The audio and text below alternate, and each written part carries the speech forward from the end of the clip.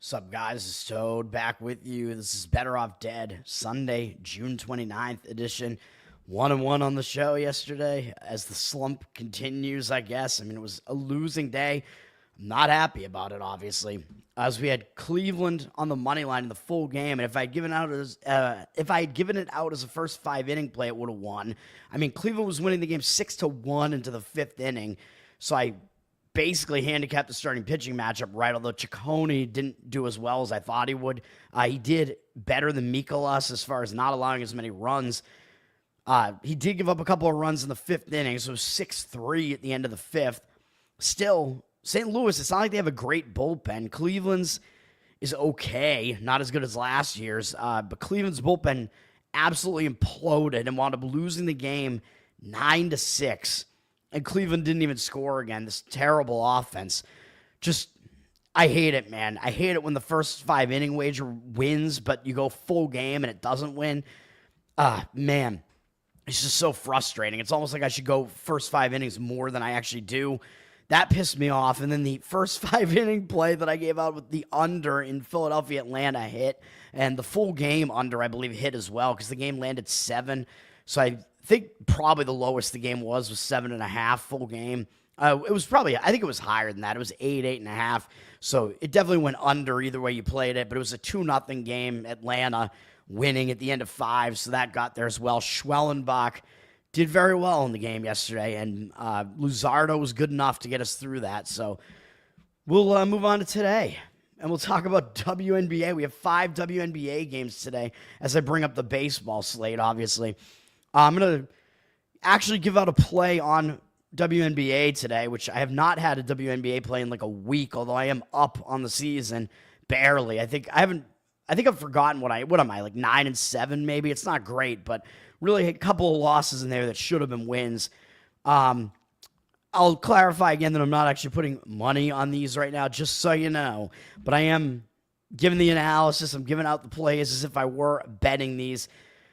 Got to be a little bit conservative right now, man. A little bit risk averse right now. And as far as me tracking all these bets as the way that I do, if I had been betting everything that I've given out on the show so far, I would be somewhere right around even still this year. So not great halfway through the year, but definitely a chance to move up. And football might help us out later in the season. So we'll see. Although NBA and baseball are really my top 2 sports like throughout the last couple of decades. So. All right, basketball, women's basketball. We do have the Liberty at Atlanta. This is actually going to be an interesting game as Atlanta's been playing well. They have Brittany Griner. The Liberty have been falling off a little bit recently, even though they are one of the best teams. This line is flipped from Atlanta being, I guess, a 3.5 point dog to a favorite now. So I don't know if there are injury issues here, or actually it's a pick'em price now. Let me see. Looks like, Jones is still out for the Liberty. I think that's their big injury issue here. Jonquel Jones, however you pronounce her name. She's still out, so that's the one major injury for the Liberty.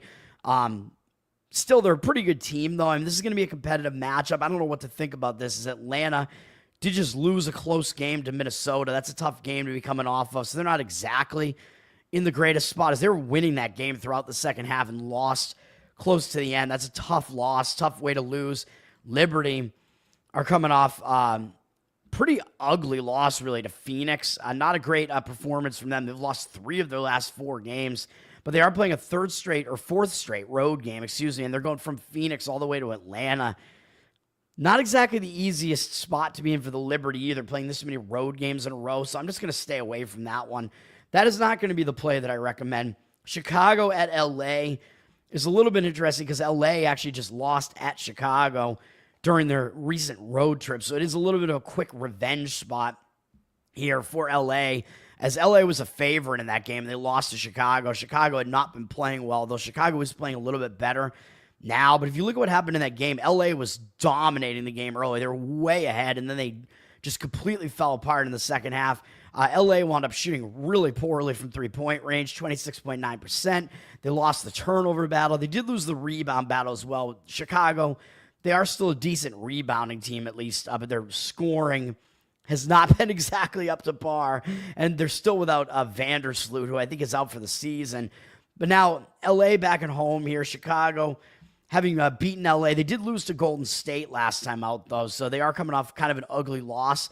But I think the revenge factor, quick revenge, like quick adjustment period means LA is probably going to be the right side here. However, LA is coming off a pretty big win over Indiana and returning home from a road trip. I mean, anytime you beat Indiana, you're going to be kind of excited about that. Now, and even if Caitlin Clark's not in the lineup, which I don't think she was because she's been hurt. But still, pretty big win over Indiana nonetheless, and now they're returning home from that, so it is a return home spot, which in many other sports, I point that out as being a distracted spot, not necessarily as much so in the WNBA. Looks like the money has come in on LA, though, and I mostly do agree with that, from 6 to 8.5. I think the revenge factor, like the quick revenge factor, is probably the thing that puts this that has me leaning one side versus the other, although there are conflicting factors, so I'm not going to give this out as a play. 50% of tickets, 83% of the cash on Chicago, though, and Chicago has been playing a little bit better recently, so I guess take from all that what you will. David, what's up, man? Thanks for hanging out.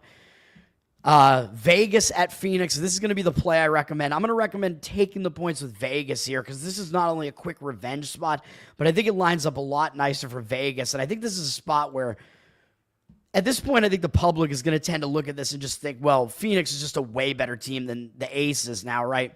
And I mean, the odds makers, yeah, obviously they're lining Phoenix as a favorite here at home, telling you they're the better team. But the Aces, I mean, they're starting to kind of get it together a little bit. Their defense was a problem early on. Having to deal with like Kelsey Plum being gone from the team now and bringing in Jewel Lloyd, I think is their new starter that they have there. That's a little bit of a change where you have to get some chemistry going on. Aces also lost their best player, Asia Wilson, for a few games here. So I think the Aces might be a little bit undervalued right now. And yeah, they were one of the worst defensive teams early on, but they're playing a little bit better now. I think their rebounding has kind of improved as well. So I think looking at this, I think these teams are a little bit closer than what the records would kind of tell you. I mean, obviously, if you watch my show, I haven't really been that much of a fan of the Mercury, although I do have to admit the Mercury are better than I thought they were. But look at this stretch that they're on. They've won 6 games in a row. So, yeah, it's like, well, do we want to step in front of that train? Well, I'm going to, because some of these wins, I mean, Dallas at home, Connecticut. I mean, if you beat Connecticut at all, I mean, that's not anything to hang your hat on. Connecticut's the worst team in the league. Dallas also bad. Chicago also bad. But then they did beat the Liberty in their last game. So now Phoenix is coming up beating the Liberty by a double-digit score, man, and scoring over 100 points in 2 straight games. I think you got to be looking at this as being a letdown spot here, man. I mean, 100 points being scored in a WNBA game doesn't happen that often. Phoenix, again, like doing this to one of the best teams in the league, I mean, that's just crazy. I mean, I just think it sets them up for a letdown spot here, man. And if we look at how the game played out, if there's anything to see here, we did have Phoenix just shot out of their minds in this game.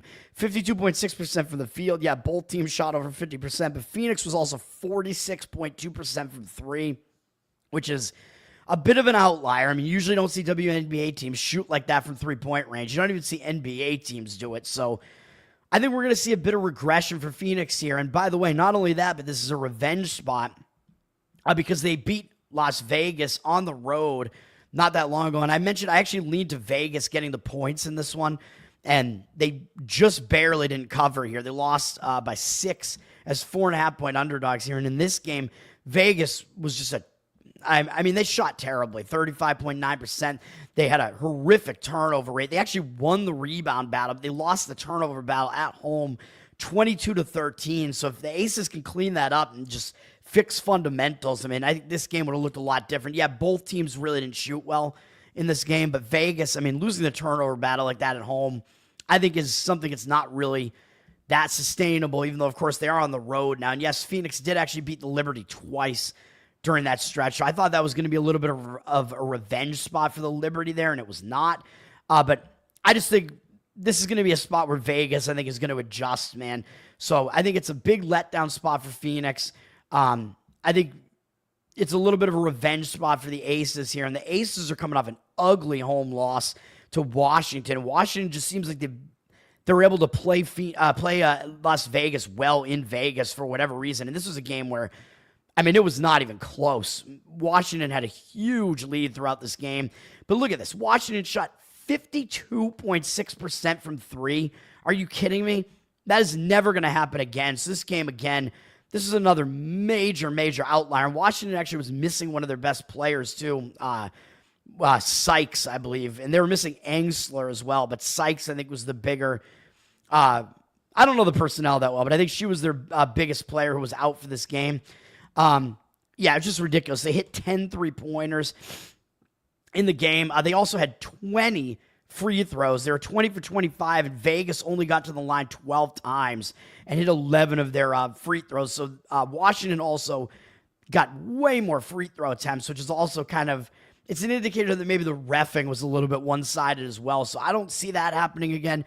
So you're seeing a lot of like outliers in some of these box scores here for both of these teams. It's a bit of a revenge spot here. It's a letdown spot. Vegas plus the points. And unfortunately, it looks like we could have gotten 7.5 at some point, and it's now down to 6.5. I still would take the points here. Yeah, I mean, that's, I don't know if I have anything else to say about that, although 7 is a key number in basketball because it is the 3-score threshold where teams stop intentionally fouling. But weird things happen to the WNBA, man. So hopefully the 6.5 is good enough on Vegas in that one. Stacks, what's up, man? Thanks for hanging out, everybody. Then we got Connecticut at Minnesota. I mean, this is the least interesting game. You basically have the worst team in the league against the best team in the league. Best team is up from a 19.5-point favorite to a 20-point favorite. So the very rare 20-point WNBA favorite. I mean, there's not a whole lot else to say about this. Minnesota is coming off a pretty big win over Atlanta, so they might not totally pay attention to Connecticut, but, I mean, it's just such a mismatch. It comes down to, do you really think, are they going to cover a 20-point spread? And that is a pretty big ask in a game where you just might not give a shit about it. And Connecticut has lost so many games in a row now, 8 games in a row, whatever that is. They're the worst team in the league. There's no doubt about that. Playing a 4th straight road game, so it's not even really a good spot for Connecticut.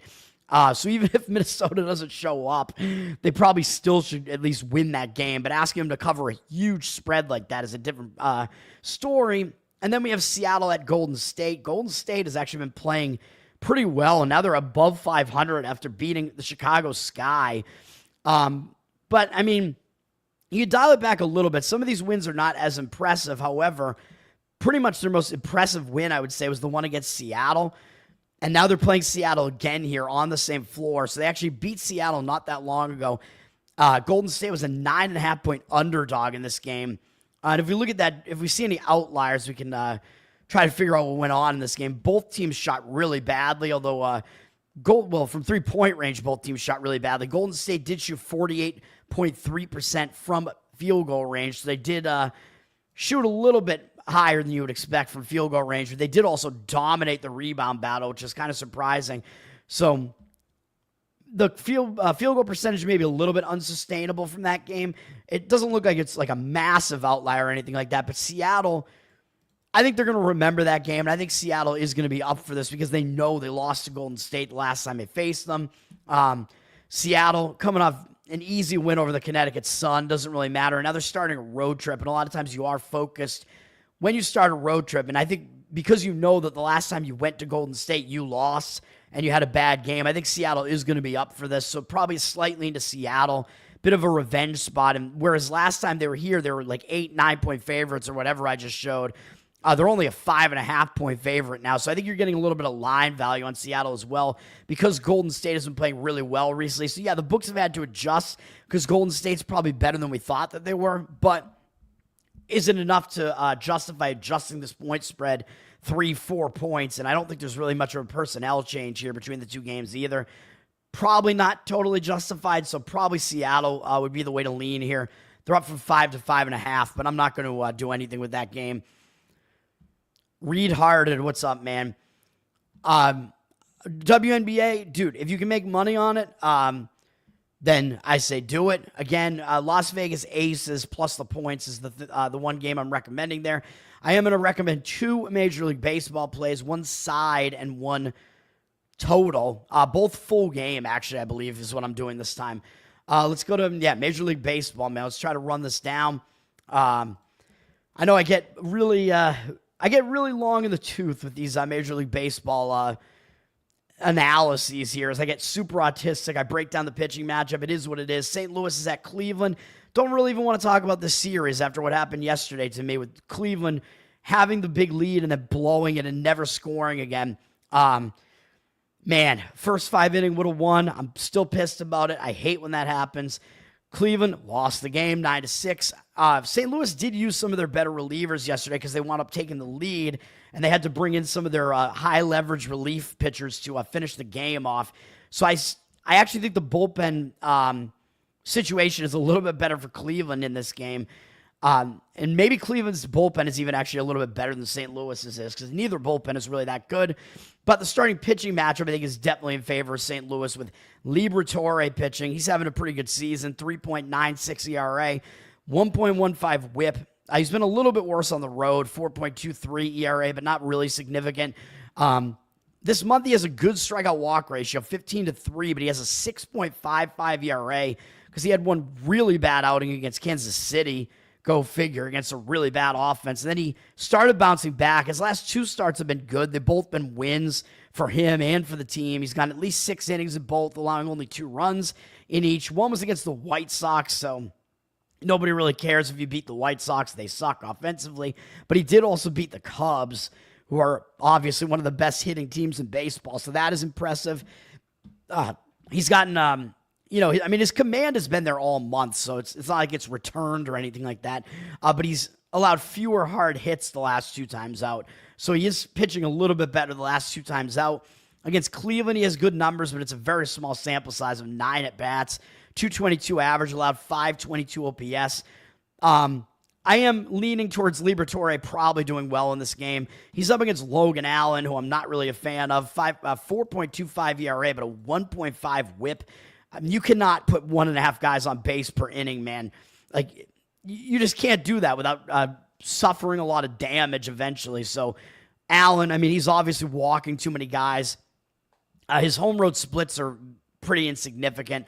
This month, he has a 16-7 strikeout walk ratio and 4.3 ERA. So, he's kind of just continuing to pitch mediocre like he always does and put too many guys on base via the walk. Yeah, there's not a whole lot else to say about that. You kind of know what you're going to get out of him, and he puts enough guys on base that there is a chance that he gives up a lot.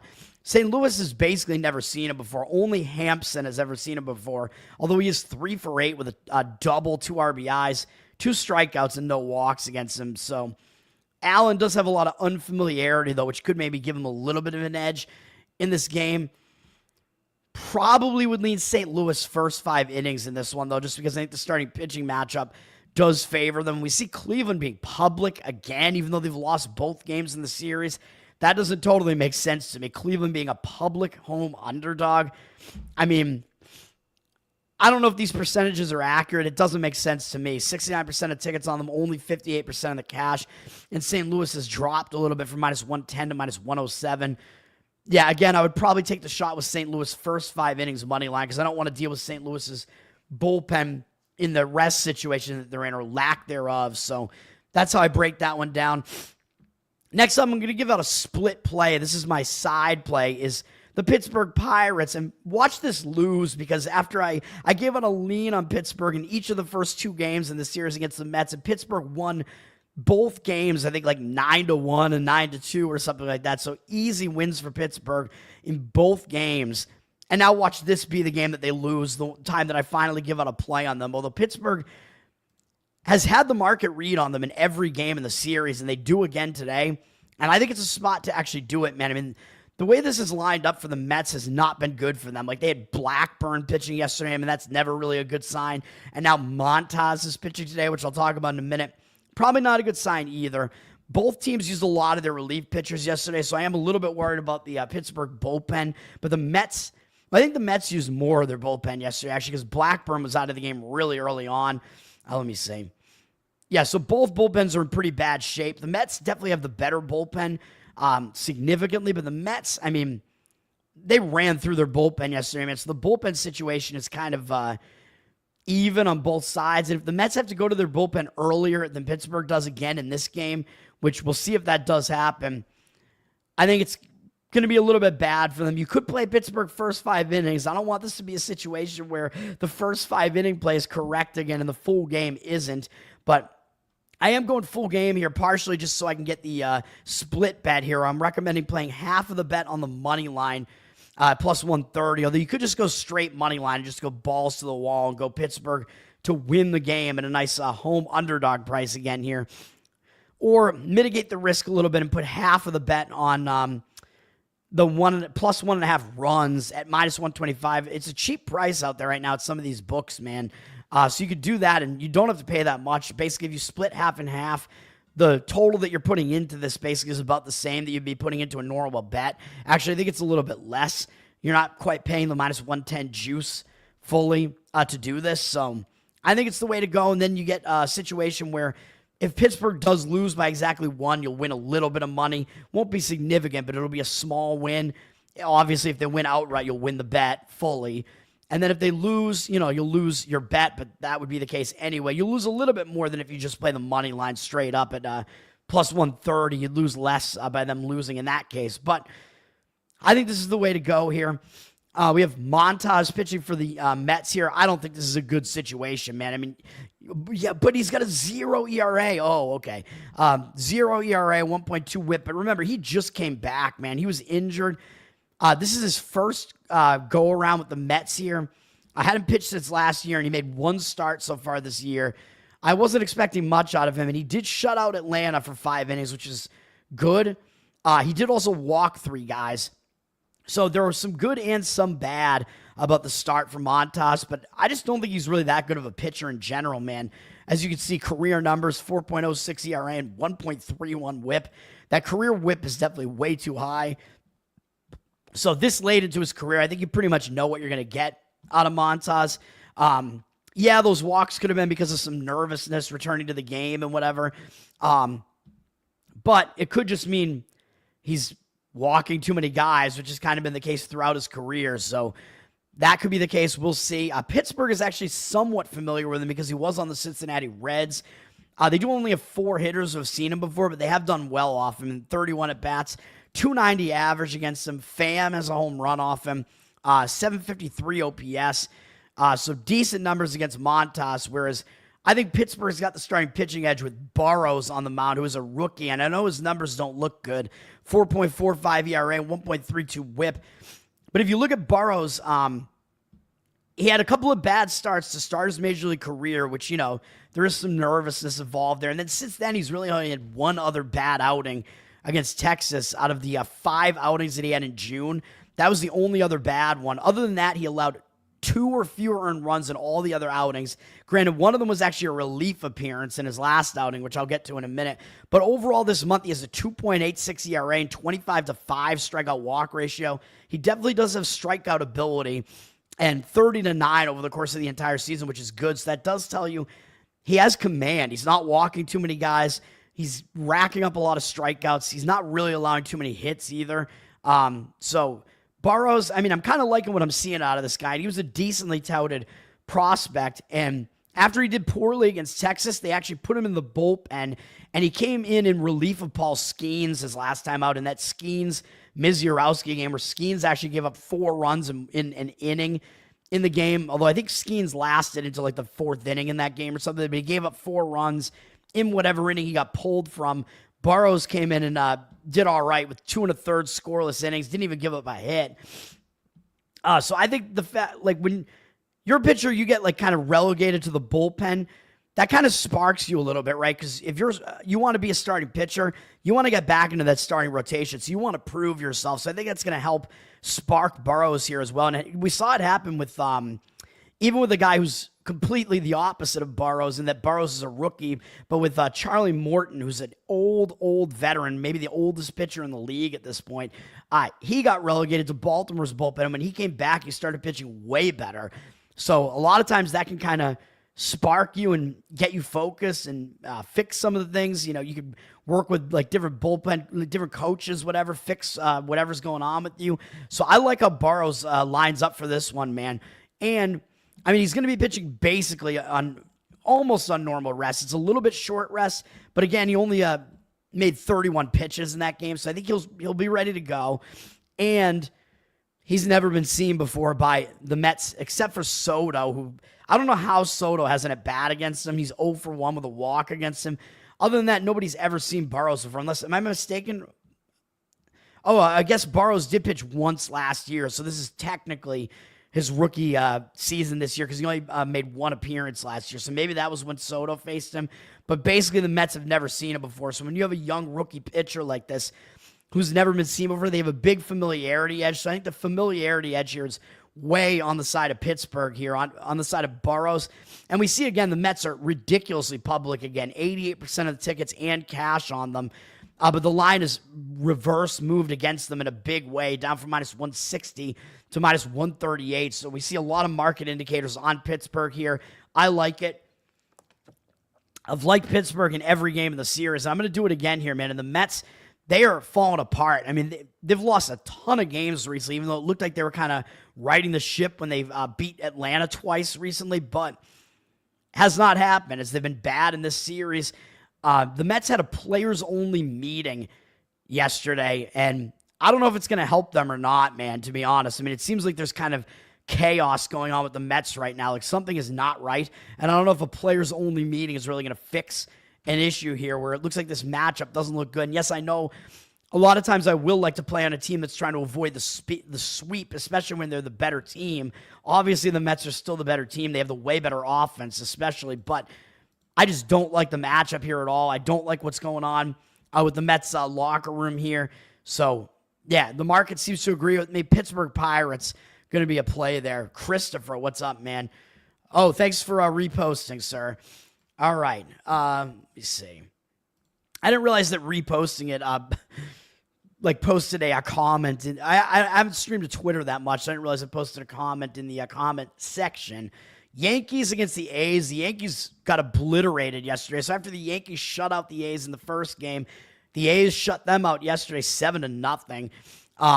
Rooker and Nick Kurtz, our favorite name in baseball, Nick Kurtz, got a home run yesterday as well. He's been hitting really well, actually. Neither team used a lot of their bullpen at all yesterday, so both bullpens in pretty good rest shape coming into this game, although, of course, the A's bullpen is really bad, and the Yankees bullpen is decent. We got Luis Severino pitching for the A's here. Not good numbers, 4.83 ERA, 1.35 whip, but he has extreme home road splits, whereas road ERA is actually 2.27, although that has actually gone up. His road ERA was actually like below 1 until his last time out, where he actually got shelled last time out against Detroit. He gave up 2 home runs. He hadn't given up a home run on the road all season, I think, until that outing. But Detroit is a tough team to face on the road there. Maybe you give him a little bit of a pass for that, but he's just not in good form right now, man. I'm sorry. 14-9 strikeout walk ratio this month. His team has lost 4 of his 5 starts this month. They've lost 8 of his last 9 starts. 7.14 ERA this month. 14-9 strikeout walk ratio is not good at all. So I don't think Severino is very trustworthy. And against the Yankees, he does not have good numbers. 35 at-bats in his career against these hitters. 371 average allowed. 1,021 OPS. None of that is good. So it's not looking great for Severino here, man. And he's up against Marcus Stroman. I mean, this is going to be interesting because Stroman's not that good. If you look at his career numbers, I mean, last year was his first season with the Yankees, and it did not go very well. 4.31 ERA, 1.47 whip, and of course, he wears like this like do-rag thing under his hat, and I just think it looks totally stupid. I mean, I don't know what the deal is, man. Just like, I don't know. He looks very, I mean, in a way, he looks like 90s hip-hop, though, so I guess there is something to be said about that, maybe, but I just don't think he's a very good pitcher, man. He did have better seasons when he was in the National League, but not really that great overall. He's been a mediocre pitcher, and he pitched 3 times early this season for the Yankees. He didn't make it past 4 2/3 innings in any outing. Gave up at least 3 earned runs in all 3 outings, and 2 of them were against Pittsburgh and San Francisco, which is not a good sign against 2 teams that can't hit at all, resulting in him having an 11.57 ERA and 2.04 whip this season. Of course, those numbers are going to get better. I mean, he's not going to continue pitching this badly, but he's not good either. And against the A's, he actually does have good numbers against the A's for the most part in 23 at-bats, 217 average, although somewhat high, 705 OPS. It's one of these, it's some of these stats where sometimes you'll see stats where like the batting average allowed is really good, but the OPS allowed is really high, or somewhat high, because he has a lot of home run to Butler, and a 6-5 strikeout walk ratio is not very good. So there are some reasons to be a little bit hesitant about Stroman as well. And he's coming back from injury here. So he's been out since like April, I think, of this year, maybe May. So he's been out for like a couple of months. So how well is Stroman going to do in this game? That is also a question. It remains to be seen. So I think probably I would be looking towards an over in this game, especially after we've seen 2 shutouts in the series so far. I think we might see some fireworks in this one. And the total's gone up from 9 to 10 already. 83% of tickets, 95% of the cash on the over. Of course, the public's going to come in on the over because they like Yankees games to go over the total, obviously. And the A's can hit a little bit as well. But again, yeah, I mean, I think we're going to see this go over the total. I mean, the A's bullpen's bad. Even though the bullpens are rested, the Yankees bullpen has been iffy at times as well. So, and the starting pitching is definitely questionable here. Over, I think, is what makes sense. And the odds makers are going to put a line that high for a reason. And the money, again, has already come in that way. So it looks like professionals and public are all agreeing on the over in that game.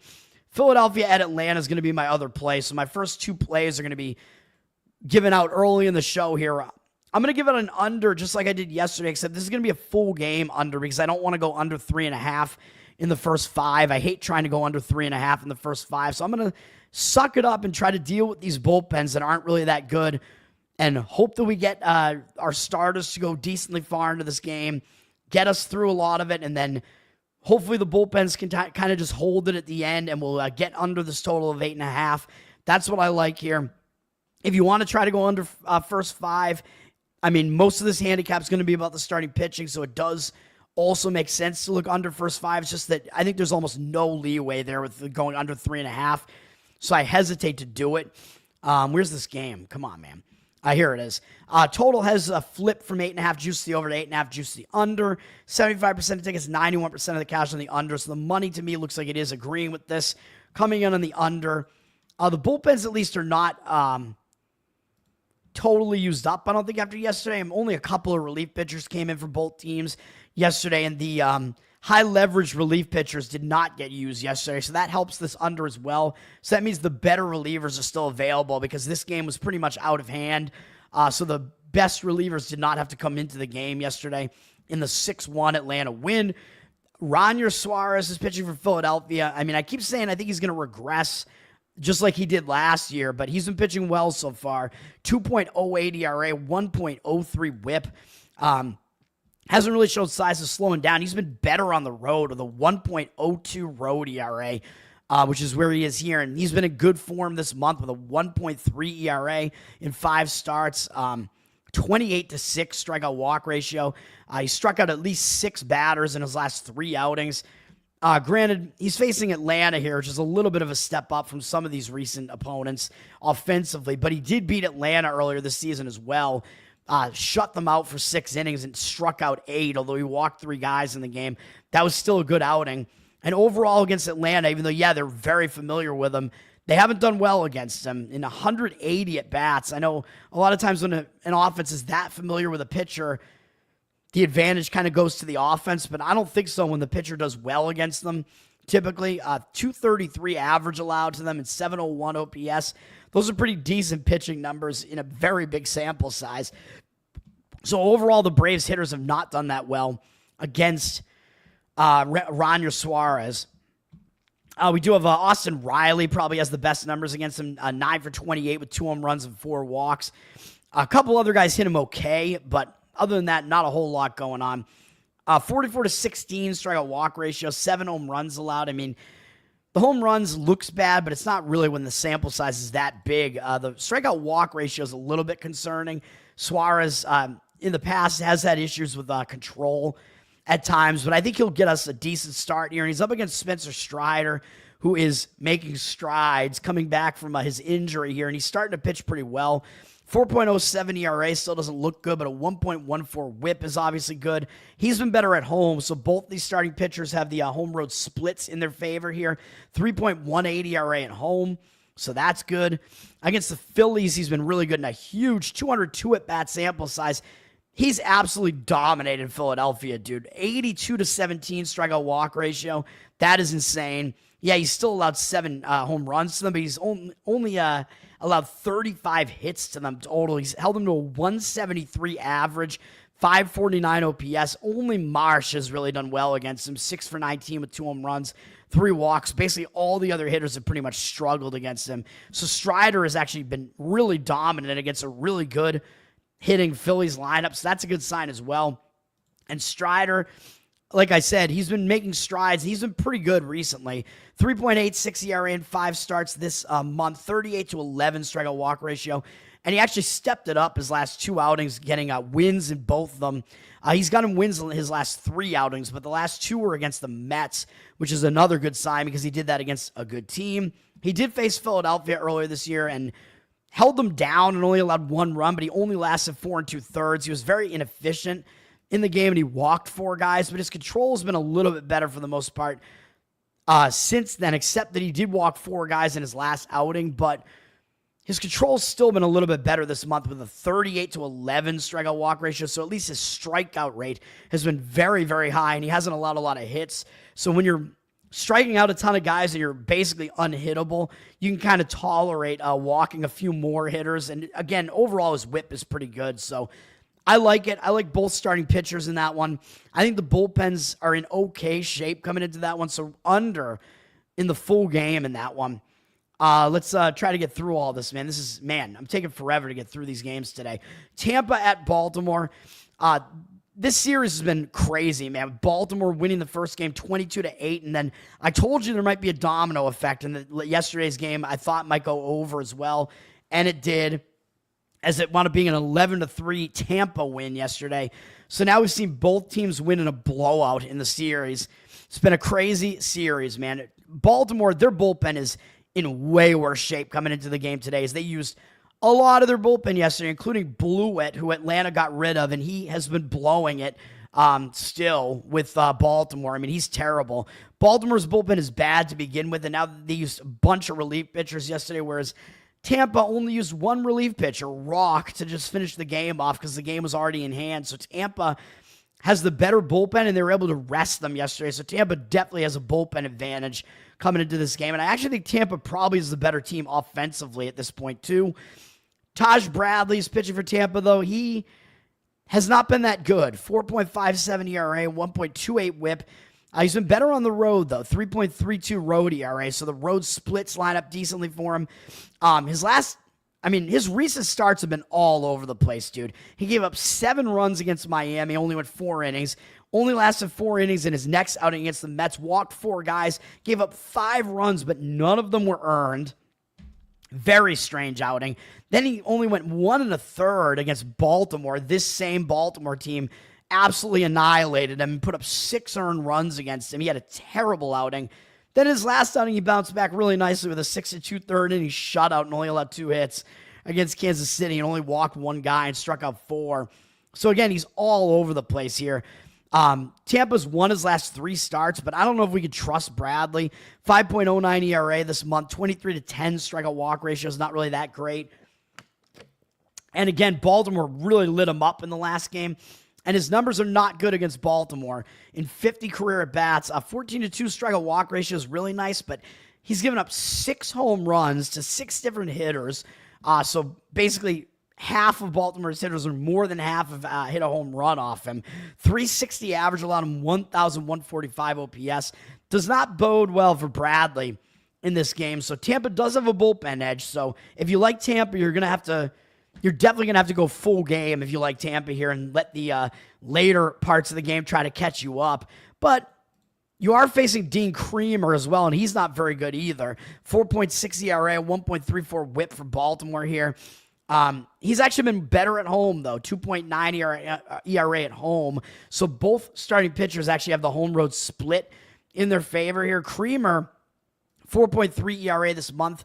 21-6 strikeout walk ratio is actually pretty good, though. And His last 3 starts, he actually has a 19-5 strikeout walk ratio. The Baltimore has lost 3 of his 4 starts this month, but his last start against the Yankees, he actually stepped it up and pitched pretty well and got no run support behind him in that game. He only allowed 1 run in 5 2/3 and struck out 7 and walked 1 against the Yankees. That was a good outing. So what are we going to get out of Creamer here? It's difficult to say, but he actually does have okay numbers against Baltimore. In 75 at-bats, he's held him to 253 average, which is low, but a 789 OPS, so it starts looking a little bit less good. 19-10 strikeout walk ratio, so too many walks, too many home runs allowed, 4 home runs allowed. So then it starts looking like, okay, yeah, Creamer, I mean, overall I'm willing to say Creamer's still not really that good, so, and his numbers against Tampa are not good enough that I would want to do anything with the Creamer side here. The money is coming in on Tampa. We have 51% of tickets on Baltimore in this one for whatever reason. Public didn't like Baltimore in either game so far this series, and Tampa blew them out yesterday. Now all of a sudden, the ticket percentage is slightly on Baltimore. Doesn't make any sense. 53% of the cash on Tampa, however. And Tampa's flipped from plus 104 to minus 108. So the money is coming in on the Tampa side for whatever reason, and on the under, which seems crazy to me. 84% of tickets on the over, but 63% of the cash on the under.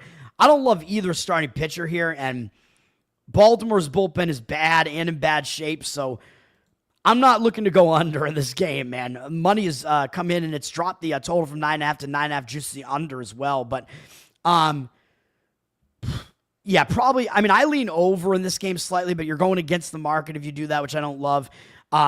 Slightly lean with the market on the Tampa Bay side, just because I do think that once it comes down to it, you get the bullpen situation coming into play and whatever. I think Tampa may wind up having the edge in the end, but I don't necessarily love Tampa earlier in the game. Earlier in the game, I think you might be seeing some runs. Toronto at Boston. This has been another series where we've had a blowout for either team, as we had a 9-0 Toronto win in the first game, which was the return home spot for Boston. So this series has kind of played out based on the scheduling situation. That was a bad scheduling spot and a good pitching matchup for Toronto. I should have given it out as a play, to be honest. Red Sox lost 9-0, but then after that embarrassing loss, they refocused and they got a nice win, 15-1 yesterday. So now what happens in this game?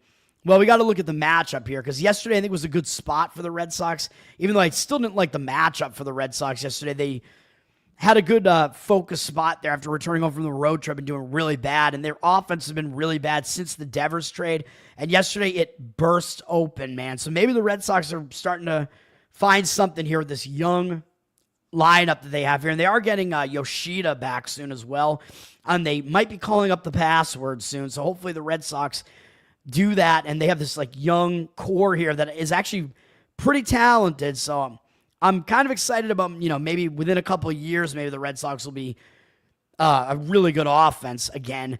For the starting pitching matchup here, well, actually, yesterday, we're going to look at the bullpen situation as well. I don't even think I looked at it yesterday. Let me see. So the Red Sox bullpen is in better shape here. They only used 1 relief pitcher yesterday, and Giolito actually pitched well again for the Red Sox yesterday. Bassett got lit up, and the Blue Jays had to use 4 relief pitchers. So the Blue Jays bullpen rest situation is not as good, but they do have the better bullpen. And then, actually, I never broke this game down at all. What am I doing? I completely skipped it when I looked at every game this morning, so we're doing it on the fly here. Eric Lauer is pitching for the Blue Jays, 2.21 ERA, 1.01 whip, so he has been good this year. His home road splits are basically the same. Baltimore's won his last 4 starts. They've actually won, 7 of his last 9 starts, or 7 of his last 9 appearances, at least. Toronto, has won those games. He's not going that deep into games, though, so Toronto's already kind of overworked bullpen is going to have to come into this game, because Lauer typically gets you, recently he's been getting you close to about 5 innings in the game, although he has been good this month with a 1.71 ERA, 21-7 strikeout walk ratio. Against the Red Sox, he has not been good, though, in 35 at-bats, 314 average, 1,013 OPS, but Trevor Story has done most of that damage. He's 8 for 22 off him with 3 home runs and 10 RBIs. So if you want a player prop there, I recommend hits plus runs plus RBIs. Trevor Story wrecks Eric Lauer. So Lauer, I mean, overall, though, he still might not do quite as well in this one. I mean, I think he's been kind of pitching over his head a little bit because he is kind of like a guy that goes back and forth between being a reliever and a starter. But he's up against Walker Buehler, and I don't like Buehler at all. He's awful. 6.29 ERA, 1.57 whip. He's been better at home, though, 3.31 ERA in Fenway. So maybe there is some hope for Buehler in this game. And he's actually been good against Toronto, too. In 30 at-bats, he's actually dominated them. They only have 4 hits against him. The only extra base hit is a George Springer home run. He has a 12-2 strikeout walk ratio against them, a very high strikeout rate against them there. 133 average and 421 OPS. So Buehler has actually dominated Toronto. So this might actually be a spot where the Red Sox are the right side. Toronto's very public, 71% of tickets, only 65% of the cash. I think now that the Red Sox broke that loss streak and broke that hitting slump, it might help give them some momentum. And you break that negative momentum, a lot of times that's big. So I think it is a little bit of a better spot for Boston. Their bullpen is, again, at least rested here. Excuse me.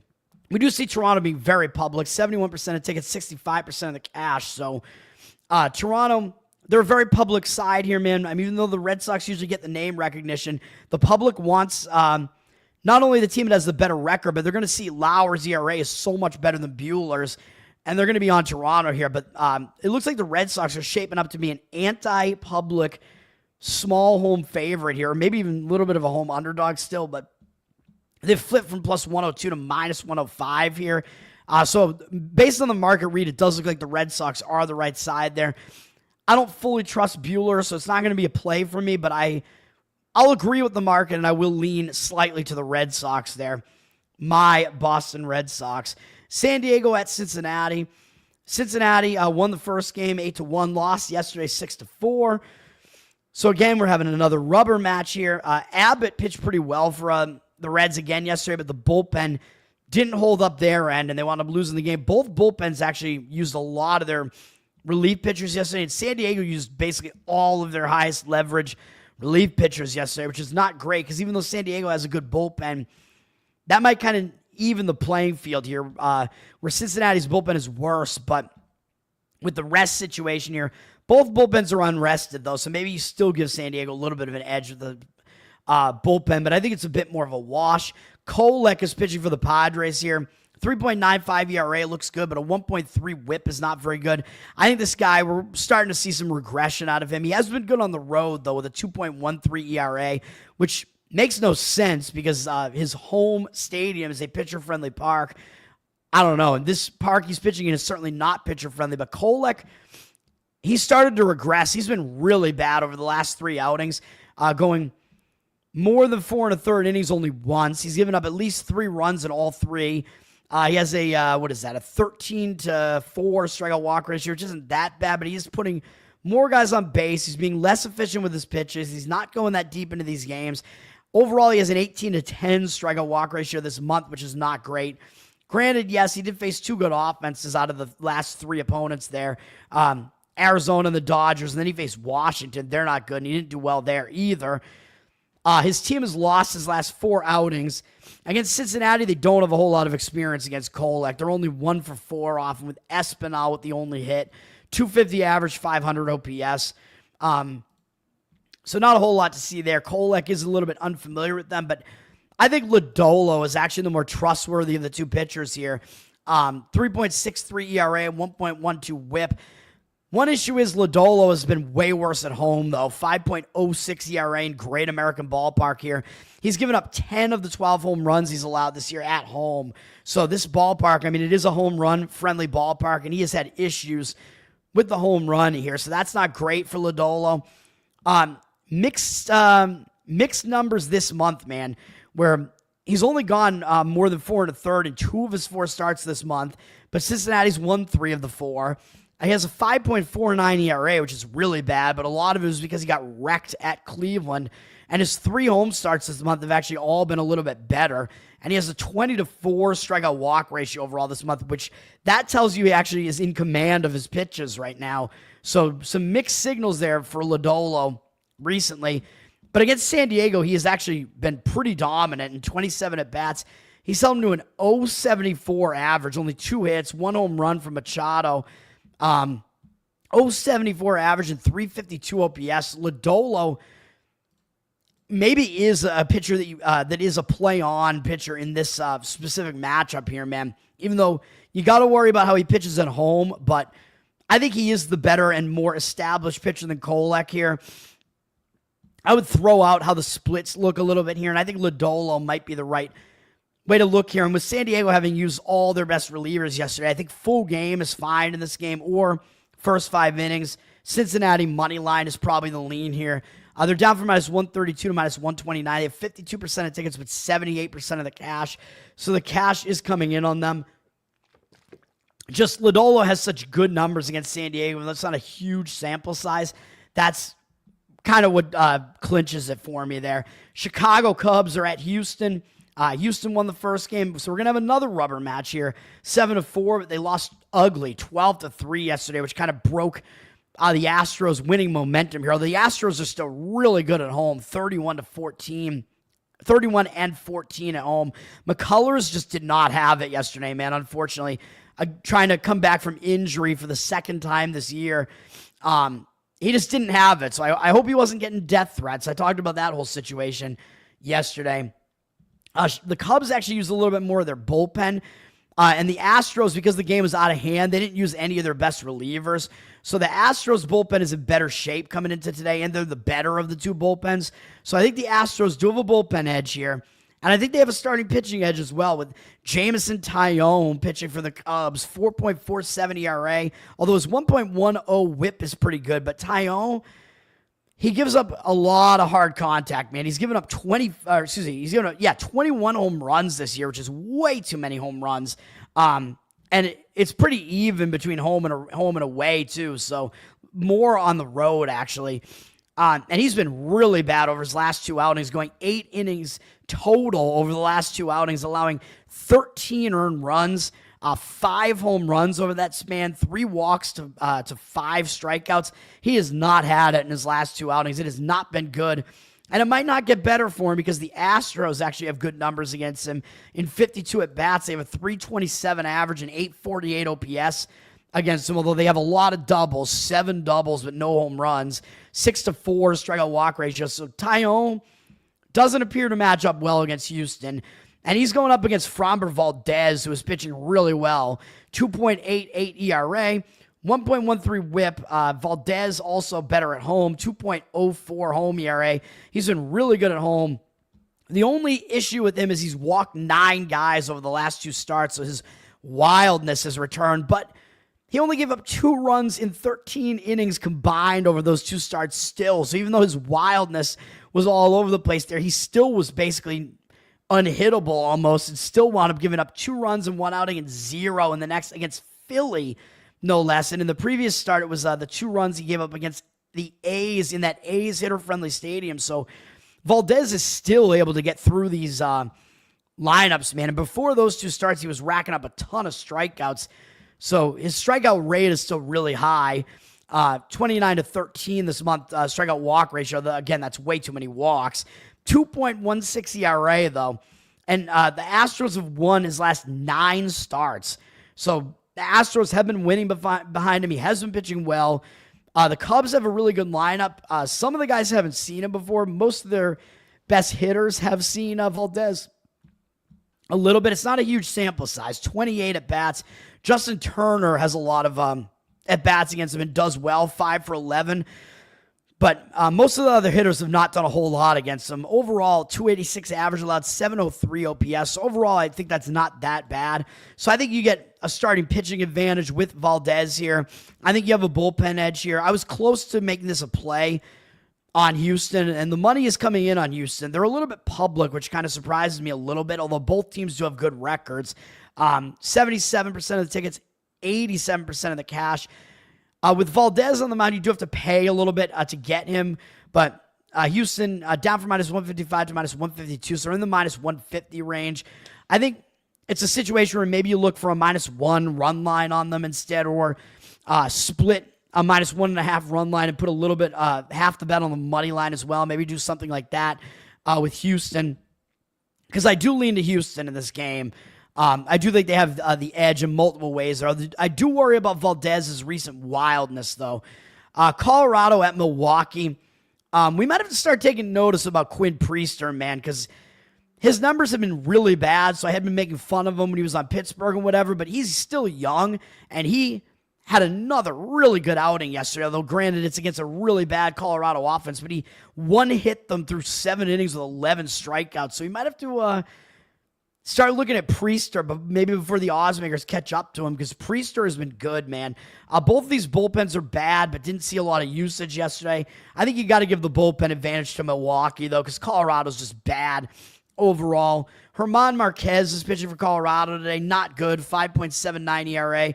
1.64 whip is terrible. He's putting way too many guys on base. And he's actually been worse on the road. 6.9 road ERA away from Coors, so go figure. His last outing, he gave up 6 runs, but none of them were earned against the Dodgers, and had 6 strikeouts and no walks. So that was not exactly a bad start. So surprisingly, Marquez has actually been pretty good this month with a 24-5 strikeout walk ratio in 5 starts. He's only gone fewer than 5 innings once in that game against the Dodgers, where they cut his pitch count short. So he wasn't even pitching inefficiently there. 2.92 ERA this month. So oddly, Marquez has actually been pitching a little bit better recently. And against the Brewers, only 4 of their hitters have seen him before. And Quintana's listed in there, so you can kind of throw him out because he is a pitcher. But 33 at bats. He has a 10-4 strikeout walk ratio against them. Yeah, Yelich and Hoskins both have a home run off him, which isn't that great of a sign. But he has held him to a 212 average and 722 OPS. The OPS a little bit high because of those home runs. But other than that, Marquez actually seems like he's in decent form right now. Doesn't match up that badly in this one. He's up against Chad Patrick, who was a rookie. 3.72 ERA this year, not bad. 1.32 whip, a little bit high. I mean, he's walked too many guys. He's been better at home. 3.33 ERA here at home. This month, 6 ERA, not good. Although a 28-9 strikeout walk ratio. So he has a really high strikeout rate this month. But Milwaukee's lost 4 starts in a row of his. Although he did face some difficult offenses in San Diego, Atlanta, Chicago Cubs. His last 3 starts, so he gave up 5, 4, and 4 earned runs, which is not a great sign. But he did put up 9 strikeouts in the last outing and 8 2 starts before that. 9 against Pittsburgh, though. Pittsburgh's offense not good. But even so, I don't think I'm ready to say that he's that bad. I still kind of like Patrick, and of course he's facing a really weak Colorado offense here. And Colorado has never seen him before, so I think that does give Patrick a little bit of an edge. Again, hitters have to kind of adjust and figure out a young pitcher they're not familiar with. So I'm thinking maybe the under is worth a look in this game, even though it seems crazy with these 2 bullpens and whatever. But both starting pitchers actually might do okay here. Totals down from 9 to 8.5, basically. Pretty big swing from 9 juice to the over, 8.5 juice to the under, although we do see 70% of tickets on the over. That's not surprising, but 80% of the cash on the over. So the cash coming in on the over, I don't really agree with that. I agree with that line move, which I think is significant, going through a key number of 9 like that. So I think under is worth a look in that game. And if you really don't like the bullpens, under in the first 5 innings might make sense there.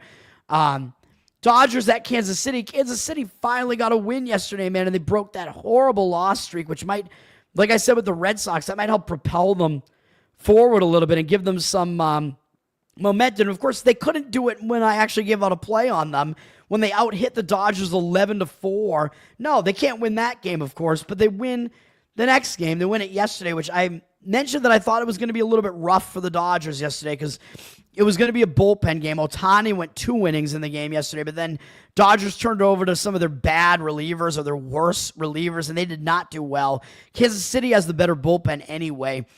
So even though the Dodgers do have their high-leverage relief pitchers ready for this game, we don't even know who's pitching for the Dodgers today. It's undecided. So it looks like even though the Dodgers used half of their bullpen yesterday, they're going with a bullpen game here.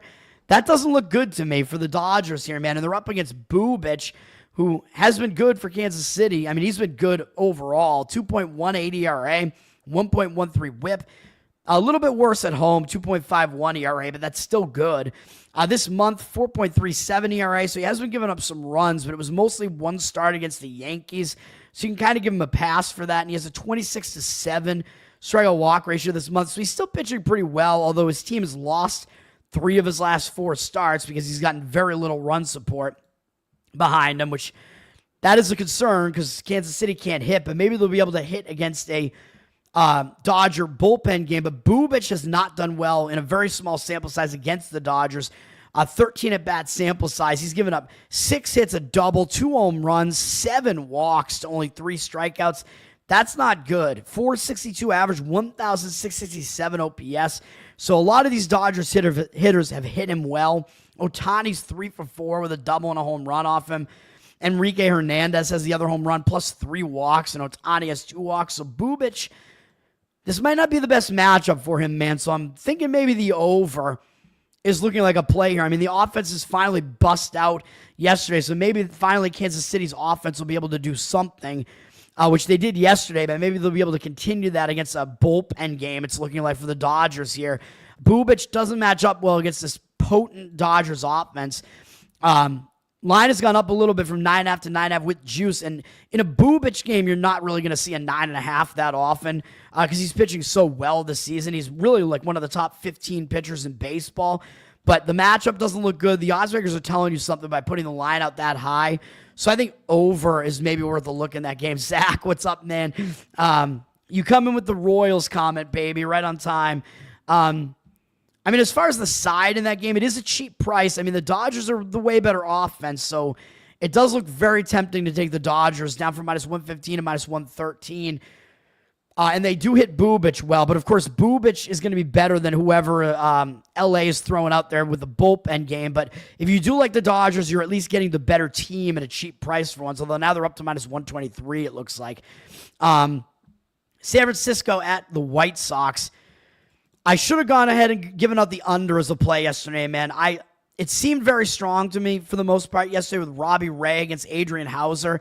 They both pitched well yesterday. It was a 1-0 final, and both of these offenses are still struggling, man. I mean, of course, the White Sox offense is bad. The Giants offense, even with Devers, this has been a struggling offense, man. So the under, I wish I gave it out yesterday, man, because that was an absolute underplay yesterday. I think I probably mentioned I leaned to the under, but I did not give it out as a play.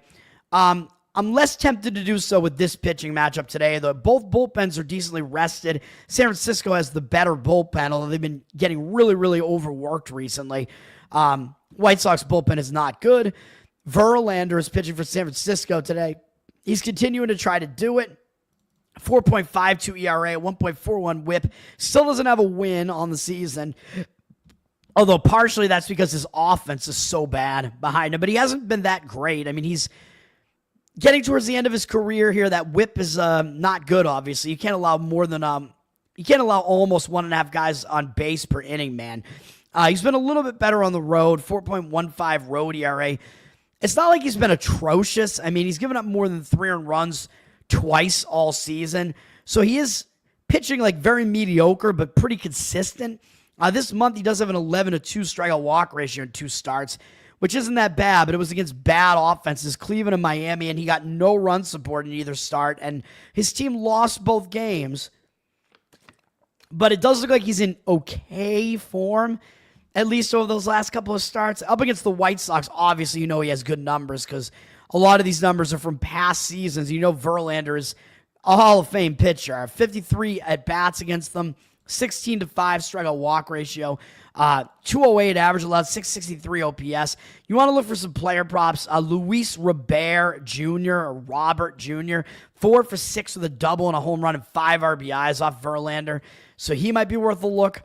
I think Verlander overall might do decently in this game, though. I mean, he's facing a bad offense here. He's up against Jonathan Cannon, who's coming back from the DL. He's been out since early June. And he was not doing that great. I believe he was a rookie last year, or maybe he didn't qualify as a rookie last year. 4.66 ERA, 1.4 whip, so he's not doing that well here. He has been better at home, though. 3.44 ERA at home. His last start before he went on the DL was bad. He only went 3 innings, was extremely inefficient with his pitches, 85 pitches, gave up 3 home runs, 3 walks, 5 earned runs against Detroit. I mean, Detroit is a good team, but very bad start from Cannon. Although prior to those last 2 starts, he had a nice run of numerous starts in a row where he wasn't that bad. He's only allowed 300 runs twice all season, and 2 of those were those last 2 outings. The other one was against the Mets, so we know can hit pretty well. So maybe Cannon, not that bad. The Giants don't have that much experience against him. They're only 1 for 12 off him with Knizner. Is that how you pronounce his name? Not Noah Kaniga or what's the other? Nick Kurtz. It's Andrew Knizner. Has the 1 hit against them. 0.83 average for Cannon against San Francisco. 4-1 strikeout walk ratio, 237 OPS. So again, I mean, it is looking like maybe the under is at least worth considering in this game. I don't think it's anywhere near as strong as yesterday, but total's up a little bit from 8.5 to 8.5 with juice. 82% of tickets, 94% of the cash coming in the over.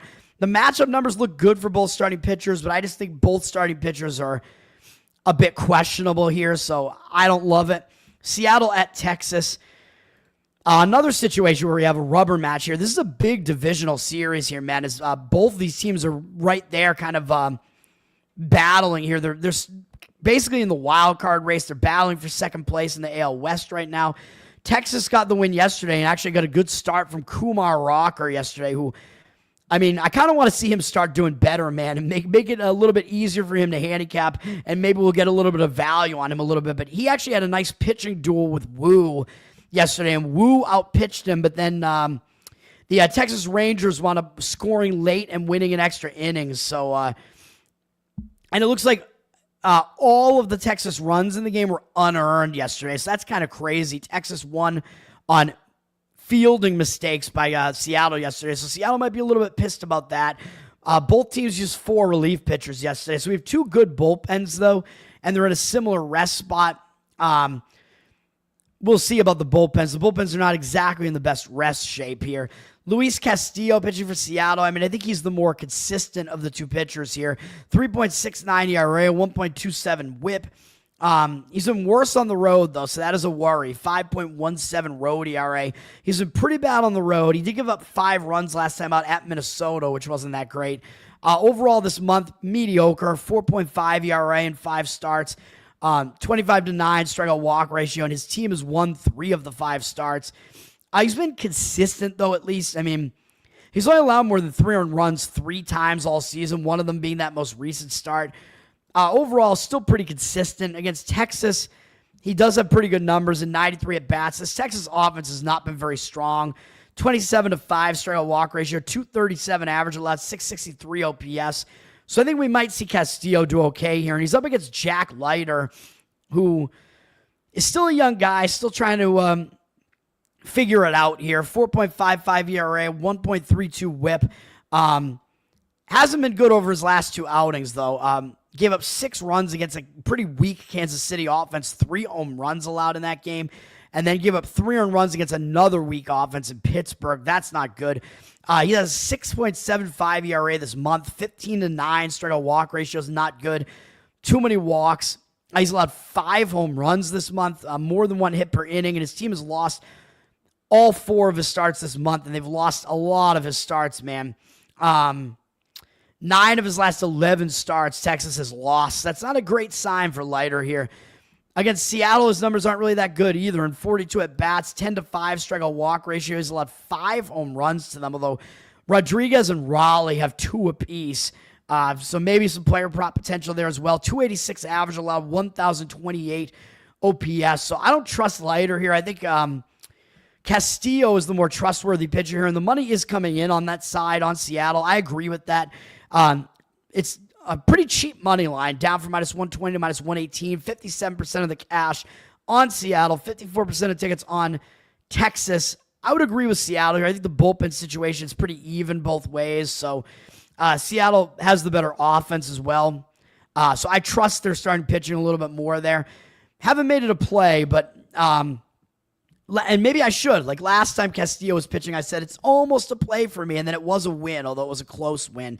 Washington at Anaheim, I mentioned I thought this was going to be a high-scoring game. Again, yesterday, another kind of domino effect with two bad bullpens. Very high-scoring games in both games this series, especially the first game. But yesterday still went over the total, I believe, right? Yeah, it was 8.5, so it went over. Although it took until the seventh inning. Both starting pitchers actually did well yesterday, so I had that wrong. There weren't that many hits in the game, but it was a big seventh inning outburst from the Angels against a really bad Nats bullpen after Soroka and Hendricks actually both pitched well yesterday. But we're looking at two overworked bullpens that are bad bullpens, so that's something to keep in mind here. These bullpens suck. Mitchell Parker is pitching for Washington here. His numbers aren't good. 4.59 ERA, 1.32 whip. He's been worse on the road, 5.7 road ERA. So the matchup numbers are not looking good for Mitchell Parker. This month he's been mediocre, 4.44 ERA, 19-7 strikeout walk ratio in 5 outings. Washington lost 4 of those outings, and they finally won one his last outing against San Diego, but he only had 1 strikeout in that outing, so that's not a great sign for Mitchell Parker, but he does have good numbers against Anaheim in limited at-bats, 17 at-bat sample size. He gave up a home run to Adele, but 5.0 strikeout walk ratio, 176 average, 588 OPS. So he does have good numbers overall against Anaheim. I feel like I make Adele, the singer, references too often, so I refrained from doing so there. He's up against Jack Kohanowitz, who has not been pitching well either, even though I kind of liked just the fact that this guy's a really looming presence on the mound. He's not a hard thrower, but he does have crazy breaking stuff. I thought he'd wind up doing better, but he hasn't done so yet. 5.49 ERA, 1.55 whip, not good at all. His ERA is just bad both ways. It's in the 5s, both at home and on the road. Not a whole really insignificant splits there, I should say. Against Washington, 23 at-bats. This is a weak offense. He's like kind of mediocre against them, though, because he's allowed 4 doubles, a home run to Jacob Young, 261 average allowed to them, but an 826 OPS is a little bit high. To me, I just kind of think both pitchers are untrustworthy. You can't trust either bullpen. So I again think an over might be worth a look again in this game. Total up from 9.5 to 10. Public is all over that, 90% of the tickets, but 92% of the cash. And the odds makers are only going to put a line that high out there if they think it's going to be a high-scoring game, and the money has come in and pushed it to 10. So that is kind of a signal that the professional money does think it's going to be high-scoring. Miami at Arizona, we have a situation where Arizona's lost 3 games in a row now to bad teams, White Sox, and lost both games to Miami here. So they're going to try to they're trying to avoid a sweep here, man, which would be really embarrassing to lose at home in a sweep to Miami, where Arizona, at the very least, has the way better offense, and they have been a big favorite in this series, but they're a mess right now. Their pitching is just a disaster. They don't have very good starting pitching at this point. They don't have a good bullpen. With Corbin Burns out of there, it's really difficult for them. So that's not good. Yesterday was an 8-7 final that went extra innings, so it's looking like another situation where you want to fade these bullpens. Although Miami actually kind of saved their bullpen yesterday in a win nonetheless, and the D-backs use a ton of their bullpen as they used 6 relief pitchers yesterday to Miami's 2. So Arizona's bullpen, already not a good bullpen. It's in very bad rest shape, so at least Miami's bullpen is in a better rest position, but their bullpen is bad. I think they have the worst of the starting pitchers as well, with Cal Quantrill pitching. 5.56 ERA, 1.46 whip, obviously not good. Worse on the road, 6.17 road ERA. He's in a bad pitching park here. It's a very hitter-friendly park here. This month, 4.82 ERA, 13-5 strikeout walk ratio, not good. Last 2 outings, his team won both of those outings, but he only went 4 and 4 2/3 innings in those outings. 13-5 strikeout walk ratio this month. There's not a whole lot to see there. He's been at least limiting the damage. He hasn't allowed more than 3 earned runs in any start going all the way back to late April, which is okay. He's kind of going out there and getting the job done, but he doesn't go deep into games. His numbers are bad. He's just not a very good pitcher. Against the D-backs, he actually has okay numbers at 63 at-bats. 63 at-bats. He has a 16-2 strikeout walk ratio, 254 average, 737 OPS. Quantrill, that OPS is a little bit high, but overall his numbers are not really that bad against this offense here, even though Arizona does have a really powerful offense. And they've probably seen Quantrill quite a bit because he was on Colorado recently. He's up against Eduardo Rodriguez, who has bad numbers on the season, 5.4 ERA, 1.58 whip. Home road splits basically the same, so not a whole lot to see there. But Erod has actually pitched a lot better this month in 4 starts, 2.05 ERA and 22-6 strikeout walk ratio. So he's been a lot better this month, and he struck out 10 last time out against the White Sox, shutting them out for 6 innings. And I know it's the White Sox, so you got to take that with a grain of salt because they're not a good offense, but that's still pretty impressive. So it looks like Eduardo Rodriguez is kind of coming back into form here, and he's not allowed more than 2 earned runs in any of those last 4 starts. So I prefer him over Quantrill. And against Miami, I mean, his numbers are kind of hard to figure out, too. He's 34 at-bats against them. They have a 294 average against them, which is pretty high against him, I should say. That's pretty high, but a pretty low 676 OPS. He's only allowed 3 extra base hits, all doubles. He has 11 strikeouts, no walks against them. Hasn't allowed any home runs to them. So, and it is a weak offense, so I kind of expect Erod to have the upper hand here. But I really don't love a very unrested Arizona bullpen. So I would maybe be looking to play, man, it's difficult. Maybe Arizona, like a run line in the first 5 innings, maybe in this game, something like that. They're very public again, 87% of tickets, 96% of the cash. I do think they're going to be motivated to try to avoid the sweep. I mean, if you want to go full game, it's a little bit dicey because Arizona's bullpen very unrested here, so I probably would not recommend that. Even though Miami's bullpen's not good, Arizona obviously has the better offense. Yeah, I mean, I would probably limit it to first 5 in some way. Probably the best way to look at that game, to be honest. And then Minnesota at Detroit is the Sunday night game to finish this off. We get an AL Central matchup where Minnesota, I mean, at least I would say they're better than their record looks. I think they have a better run differential than what their record looks. Detroit lost the first game of the series 4-1. They won 10-5 yesterday. Not a lot of bullpen usage either way. Ober struggled again, gave up 4 home runs again yesterday, man. I mean, it's just very sad to see the implosion of Ober like this because he's been a guy that's had decent strikeout walk numbers for a while, but he's just not getting it done. This pitching matchup is going to be interesting here, but it clearly favors Detroit. I mean, both bullpens, I mean, I would say, well, Detroit's bullpen is the better bullpen, and Minnesota's bullpen has kind of struggled recently, so I think both bullpens being rested, but Detroit has a bullpen edge. They have a starting pitching edge here, which isn't saying much because Skubal is on the mound tonight, so he gets the Sunday night game tonight. Chris Paddock is pitching for Minnesota, and he started to regress.